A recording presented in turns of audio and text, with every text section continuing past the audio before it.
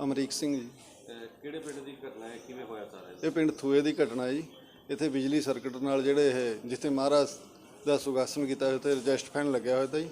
ਉਹਦੇ ਕੁਦਰਤੀ ਚਾਲਣ ਕਰਕੇ ਉਹਦੇ ਸਰਕਟ ਉਹ ਸ਼ਾਰਟ ਹੋ ਗਿਆ। ਉਸ ਤੋਂ ਬਾਅਦ ਫਿਰ ਉਹਨੂੰ ਅੱਗ ਦੇ ਰੂਪ ਧਾਰ ਲਿਆ ਅਤੇ ਹੌਲੀ ਹੌਲੀ ਕਰਕੇ ਜਿਹੜਾ ਅੰਦਰ ਧੂੰਆਂ ਜਿਹੜਾ ਸਾਰਾ ਇਕੱਠਾ ਹੋਣ ਕਰਕੇ ਕੋਈ 2-2:30 ਵਜੇ ਇਹਨਾਂ ਨੂੰ ਪਤਾ ਲੱਗਿਆ। ਫਿਰ ਉਸ ਟਾਈਮ ਜਾ ਕੇ ਸਾਰਾ ਇਹਨਾਂ ਨੇ ਕੰਟਰੋਲ ਕਰਿਆ, ਸਾਰਾ ਸੇਵਾ ਸੰਭਾਲ ਕਰੀ, ਜਿਸ ਨਾਲ ਕੁਦਰਤ ਦਾ ਪਰਮਾਤਮਾ ਦੀ ਕਿਰਪਾ ਹੋ ਗਈ, ਜਿਸ ਦੇ ਨਾਲ ਗੁਰੂ ਗ੍ਰੰਥ ਸਾਹਿਬ ਦੇ ਅੰਗ ਨੇ ਜਿਹੜੇ ਉਹ ਸਹੀ ਰਹਿ ਗਏ ਅਤੇ ਬਾਕੀ ਜਿਲਤਾਂ ਨੂੰ ਥੋੜ੍ਹਾ ਬਹੁਤਾ ਸੇਕ ਲੱਗਿਆ। ਪਰਮਾਤਮਾ ਦੀ ਇਹ ਕਿਰਪਾ, ਵਾਹਿਗੁਰੂ ਨੇ, ਅਕਾਲ ਪੁਰਖ ਨੇ ਆਪਣੇ ਆਪ ਜਿਹੜਾ ਬਚਾਓ ਕਰਿਆ।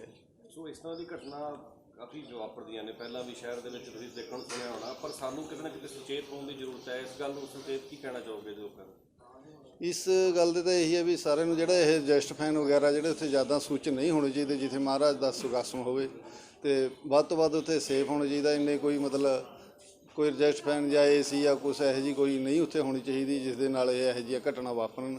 ਪਰ ਫਿਰ ਵੀ ਸਾਰੇ ਬੰਦੇ ਨੂੰ ਇਹ ਅੱਗੇ ਤੋਂ ਬੇਨਤੀ ਹੈ ਵੀ ਜਿੱਥੇ ਵੀ ਮਹਾਰਾਜ ਦਾ ਸੁਖਾਸਨ ਹੋਵੇ ਉੱਥੇ ਇਹ ਜਿਹੇ ਰਜਿਸਟ ਫੈਨ ਜਾਂ ਏਸੀ ਜਾਂ ਹੋਰ ਕੋਈ ਚੀਜ਼ ਇਹੋ ਜਿਹੀ ਨਾ ਲਾਵੇ ਜਿਸ ਦੇ ਨਾਲ ਮਹਾਰਾਜ ਸਾਹਿਬ ਨੂੰ ਕੋਈ ਨੁਕਸਾਨ ਹੋਵੇ। ਫਿਰ ਸਾਹਿਬ ਕੀ ਕਹਿਣਾ ਚਾਹੋਗੇ ਜਿਹੜੇ ਮਹਾਰਾਜ ਥੂਏ ਬਾਰੇ ਭੇਟ ਹੋ ਗਏ? ਬੜੀ ਦੁਖਦਾਈ ਘਟਨਾ ਅੱਜ ਪਿੰਡ ਥੂਆ ਦੇ ਵਿੱਚ ਵਾਪਰੀ ਹੈ ਕਿ ਗੁਰਦੁਆਰਾ ਚੜ੍ਹਦੀ ਕਲਾ ਸਾਹਿਬ ਦੇ ਵਿੱਚ ਰਾਤ ਨੂੰ ਜਿੱਥੇ ਮਹਾਰਾਜ ਸਾਹਿਬ ਜੀ ਦਾ ਸੁਖਾਸਨ ਸੀ ਉੱਥੇ ਪੱਖਾ ਲੱਗੇ ਹੋਣ ਕਰਕੇ ਰਾਤ ਨੂੰ ਗਰਮ ਹੋ ਕੇ ਉਹ ਜੋ ਹੈ ਸੜ ਗਿਆ, ਔਰ ਉਹਦੇ ਸੜਨ ਕਰਕੇ ਸਾਰੇ ਮਹਾਰਾਜ ਦੇ ਸਰੂਪ ਅਗਨ ਭੇਟ ਹੋ ਗਏ ਅਤੇ ਕਾਫੀ ਗੁਰਦੁਆਰਾ ਸਾਹਿਬ ਦਾ ਜੋ ਨੁਕਸਾਨ ਹੈ ਉਹ ਹੋਇਆ। ਔਰ ਇਸ ਗੱਲ ਦਾ ਸਾਨੂੰ ਬਹੁਤ ਵੱਡਾ ਪਛਤਾਪ ਹੈ ਕਿ ਇਹ ਘਟਨਾ ਵਾਪਰ ਕੇ ਗੁਰੂ ਗ੍ਰੰਥ ਸਾਹਿਬ ਦੇ 3 ਸਰੂਪ ਜੋ ਨੇ ਉਹ ਅਗਨ ਭੇਟ ਹੋ ਚੁੱਕੇ ਨੇ। ਅਸੀਂ ਸਾਰੇ ਨਗਰ ਇੱਥੇ ਖੜ੍ਹਾ ਹੈ, ਅਸੀਂ ਨਗਰ ਨੂੰ ਵੀ ਮੈਂ ਅਪੀਲ ਕਰਾਂਗਾ ਅਤੇ ਪਛਤਾਤਾਪ ਦੇ ਤੌਰ 'ਤੇ ਅਸੀਂ ਸ੍ਰੀ ਅਖੰਡ ਪਾਠ ਸਾਹਿਬ ਜਦੋਂ ਗੁਰਦੁਆਰਾ ਸਾਹਿਬ ਦੀ ਤਿਆਰੀ ਹੋ ਜਾਏਗੀ ਕਰਾ ਕੇ ਗੁਰੂ ਗ੍ਰੰਥ ਸਾਹਿਬ ਮਹਾਰਾਜ ਜੀ ਤੋਂ ਮਾफ़ੀ ਮੰਗਾਂਗੇ ਅਤੇ ਅੱਗੇ ਨੂੰ ਐਸੀ ਕੋਈ ਘਟਨਾ ਨਾ ਵਾਪਰੇ। ਔਰ ਮੈਂ ਸ਼੍ਰੋਮਣੀ ਗੁਰਦੁਆਰਾ ਪ੍ਰਬੰਧਕ ਕਮੇਟੀ ਦੇ ਸਾਡੇ ਪ੍ਰਧਾਨ ਬੀਬੀ ਜਗੀਰ ਕੌਰ ਜੀ ਉਹਨਾਂ ਨਾਲ ਗੱਲਬਾਤ ਕੀਤੀ ਹੈ, ਉਹਨਾਂ ਨੂੰ ਸਾਰੇ ਹਾਲਾਤ ਤੋਂ ਜਾਣੂ ਕਰਵਾਇਆ ਔਰ ਉਹਨਾਂ ਨੂੰ ਦੱਸਿਆ ਕਿ ਗੁਰਦੁਆਰਾ ਸਾਹਿਬ ਦਾ ਜੋ ਨੁਕਸਾਨ ਹੋਇਆ ਉਹਨਾਂ ਨੇ ਇਹ ਹੁਕਮ ਕੀਤਾ ਕਿ ਨਗਰ ਜਿਸ ਤਰ੍ਹਾਂ ਵੀ ਚਾਹੇ ਗੁਰਦੁਆਰਾ ਸਾਹਿਬ ਦੇ ਨੁਕਸਾਨ ਦੀ ਭਰਪਾਈ ਹੈ ਜਾਂ ਨਵੇਂ ਸਰੂਪਾਂ ਦੀ ਗੱਲ ਹੈ, ਜਦੋਂ ਗੁਰਦੁਆਰਾ ਸਾਹਿਬ ਦੀ ਤਿਆਰੀ ਹੋ ਜਾਏਗੀ ਨਵੇਂ ਸਰੂਪ ਲਿਆ ਕੇ ਗੁਰਦੁਆਰਾ ਸਾਹਿਬ ਦੀ ਫਿਰ ਜੋ ਆਰੰਭਤ ਹੈ ਉਹ ਅਸੀਂ ਕਰਾਂਗੇ।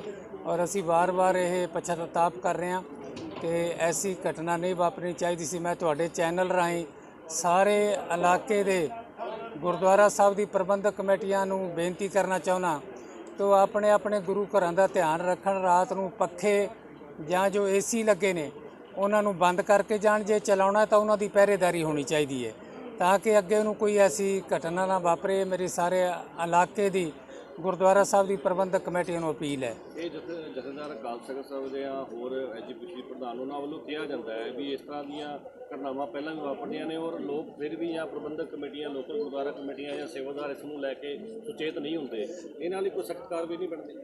ਦੇਖੋ, ਬਹੁਤ ਵਾਰੀ ਅਪੀਲ ਕੀਤੀ ਹੈ। ਸ੍ਰੀ ਅਕਾਲ ਤਖ਼ਤ ਸਾਹਿਬ ਦੇ ਜਥੇਦਾਰ ਸਾਹਿਬ ਨੇ ਵੀ ਸ਼੍ਰੋਮਣੀ ਗੁਰਦੁਆਰਾ ਪ੍ਰਬੰਧਕ ਕਮੇਟੀ ਵੱਲੋਂ ਸਮੇਂ-ਦਰ ਸਮੇਂ ਇਹ ਅਪੀਲਾਂ ਕੀਤੀਆਂ ਜਾਂਦੀਆਂ ਨੇ ਕਿ ਠੀਕ ਹੈ, ਲੋਕਾਂ ਦੇ ਮਨ ਦੇ ਵਿੱਚ ਸਤਿਕਾਰ ਹੈ, ਭਾਵਨਾ ਹੈ ਕਿ ਅਸੀਂ ਆਪਣੇ ਘਰਾਂ ਦੇ ਵਿੱਚ ਏਸੀ ਪੱਖੇ ਲਾ ਕੇ ਸੁੱਤਿਆਂ ਗੁਰੂ ਗ੍ਰੰਥ ਸਾਹਿਬ ਮਹਾਰਾਜ ਜੀ 'ਤੇ ਕੋਈ ਏਸੀ ਨਹੀਂ ਜਾਂ ਪੱਖਾ ਨਹੀਂ।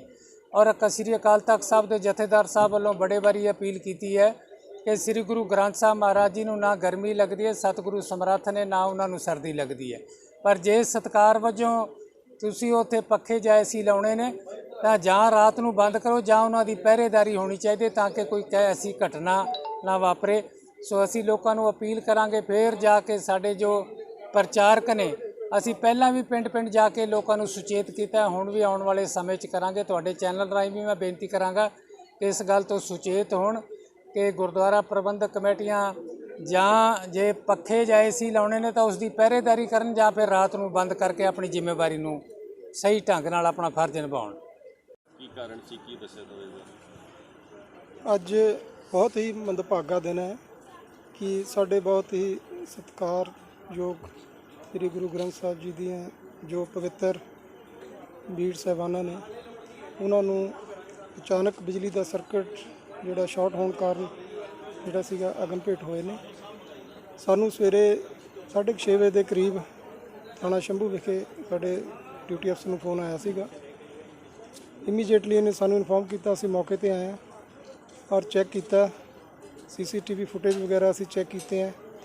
ਉਹਦੇ ਵਿੱਚ ਬਿਲਕੁਲ ਕਲੀਅਰ ਇਹ ਨਜ਼ਰ ਆ ਰਿਹਾ ਹੈ ਕਿ ਜਿੱਥੇ ਗੁਰੂ ਗ੍ਰੰਥ ਸਾਹਿਬਾਨਾਂ ਦਾ ਸੁੱਖ ਆਸਣ ਹੋਇਆ ਸੀਗਾ, ਉਸ ਜਗ੍ਹਾ ਦੇ ਉੱਤੇ ਇੱਕ ਛੋਟਾ ਜਿਹਾ ਬਿਜਲੀ ਦਾ ਪੱਖਾ ਜਿਹੜਾ ਚੱਲ ਰਿਹਾ ਸੀ, ਜੋ ਗਰਮੀ ਕਾਰਨ, ਜ਼ਿਆਦਾ ਗਰਮ ਹੋਣ ਕਾਰਨ ਜਿਹੜਾ ਸੀਗਾ ਉਹਨੂੰ ਅੱਗ ਲੱਗਣੀ ਸ਼ੁਰੂ ਹੋ ਗਈ ਅਤੇ ਹੌਲੀ ਹੌਲੀ ਜਿਹੜਾ ਸੀ ਉਹ ਸਾਰਾ ਕਮਰਾ ਜਿੱਥੇ ਕਿ ਗੁਰੂ ਗ੍ਰੰਥ ਸਾਹਿਬਾਨ ਦੀਆਂ ਪਵਿੱਤਰ ਬੀੜਾਂ ਪਈਆਂ ਸਨ, ਉਹ ਸਾਰੇ ਨੂੰ ਅੱਗ ਲੱਗ ਗਈ। ਅਤੇ ਅੱਜ ਹੁਣ ਡਿਟੇਲ ਦੇ ਵਿੱਚ ਤੁਹਾਨੂੰ SGPC ਮੈਂਬਰ ਸਾਹਿਬ ਨੇ ਸਾਰਾ ਇੰਸੀਡੈਂਟ ਬਾਰੇ ਦੱਸਿਆ ਅਤੇ ਇਹਨਾਂ ਦਾ ਅੰਤਮ ਸੰਸਕਾਰ ਕਰਾਉਣ ਵਾਸਤੇ ਜਿਹੜੀ ਟੀਮ SGPC ਵੱਲੋਂ ਇੱਥੇ ਪਹੁੰਚੀ ਹੈ ਅਤੇ ਅਗਲੀ ਕਾਰਵਾਈ ਜਿਹੜੀ ਆ ਉਹ ਧਾਰਮਿਕ ਮਰਿਆਦਾ ਦੇ ਅਨੁਸਾਰ ਜਿਹੜੀ ਹੈ ਕਰ ਰਹੇ ਨੇ।